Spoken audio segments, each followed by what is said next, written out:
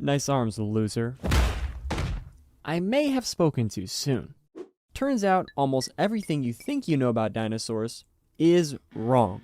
Everybody loves to joke about how T-Rex had weak, puny arms. But what we found is that these things were ridiculously ripped.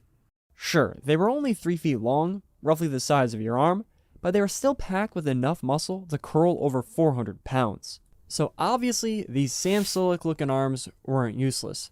But that's just one of the many dinosaur lies you probably still believe. And in this video, I'm going to go over 13 of the biggest.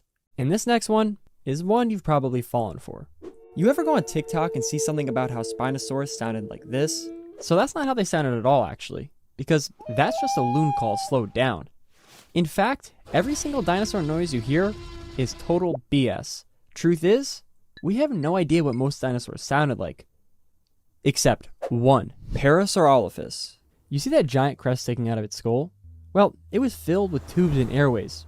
So scientists 3D modeled it, pushed air through it, and it sounded like this. Oh yeah, we're 99% sure this dinosaur sounded like an air horn. Pretty cool nonetheless. Then again, that's not the only lie you've been told by media. Don't move. You can't see us if we don't move. Yeah, that's just totally wrong too. T-Rex had the biggest eyes of any land predator. And I know size isn't everything. At least, that's what I tell myself.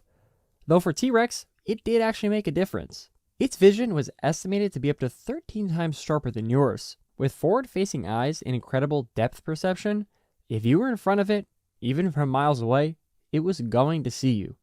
But the real question is, what would you see if you were looking back? Because when most people picture a dinosaur, they think of something scaly like a crocodile. Except crocodiles aren't even that closely related. Their actual closest relatives are birds. Because dinosaurs never really went extinct. Only the ones that couldn't fly did. So get that myth out of here.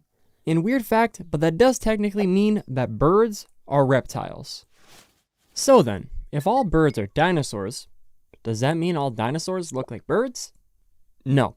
Birds evolved from theropods, but that's just one of 3 branches on the dinosaur family tree. Which means while some dinosaurs definitely look like birds, which we could see preserved in fossils and even trapped in amber, we also know others look totally different. Sauropods probably didn't have feathers. T-Rex had scales over most, if not all of its body, but it gets even weirder. Some species, like ceratopsians, had quill-like structures on their tails. So the whole feathers versus scales debate, just throw it out the window. But you know what wouldn't fit through a window? A dinosaur. Because they're all massive, right? Not exactly. The smallest dinosaur we've ever found is a bee hummingbird, which is like 2 inches long. Though, if we're talking non-avian, you got stuff like Microraptor, about the size of a crow and barely a couple pounds. We got really lucky with Microraptor too. It lived in the perfect environment to fossilize. And some are so well preserved, we even know its feathers were black, and if the light hit it just right, they'd shimmer blue and green. And this thing lived over 100 million years ago. But here's the thing. Most dinosaurs didn't live in conditions like that. Now, say you've got some pinky-sized bone from some tiny dinosaur, and an 8-foot femur from an Argentinosaurus. Which one's more likely to survive 70 million years underground? Exactly. That's preservation bias. Big bones fossilize better, so we find them more. But that also means we're probably underestimating how many small dinosaurs there really were. And considering we've probably found less than 1% of all dinosaur species, who knows what else is still out there. Even so, dinosaur fossils are a lot less rare than most people think, as long as you're in the right place. This is the Hell Creek Formation, and if you know what you're looking for, you can literally walk for a few minutes and find a fossil. How complete they are, that's a different story. When your average dinosaur dies, it probably gets scavenged, so finding one that didn't get eaten, but also got perfectly buried, and then stayed intact while the Earth shifted for millions of years, that's the miracle part. And something you might not realize is even with the dinosaur fossils we do have, they're embarrassingly incomplete. I mean, for God's sake, I made an entire video about the life of Quetzalcoatlus, and all we have is a single arm bone. If you were listening closely there, I just made the cardinal sin of paleontology, thinking every prehistoric animal was a dinosaur. However, a lot of those animals weren't dinosaurs at all. Let's start with the ocean. Ichthyosaurs, plesiosaurs, mosasaurs. Not dinosaurs. They're part of their own weird aquatic branches on the reptilian family tree. Same with the ones in the sky. You've probably heard of the word pterodactyl, but that's actually not the right name. That's just one species of a much bigger group called pterosaurs, and they were flying reptiles, not dinosaurs. Speaking of animals that aren't dinosaurs, let's talk mammals. You always hear that mammals back then were small, helpless, and lived in holes in the ground. But some of them actually ate the dinosaurs. This is Rapanomamus, a badger-sized mammal that we know for a fact had a taste for dino meat, because one fossil was found with a baby Psittacosaurus in its stomach. And this wasn't just a one-time thing. In another fossil, it straight up mid-attack latched onto another Psittacosaurus's ribcage.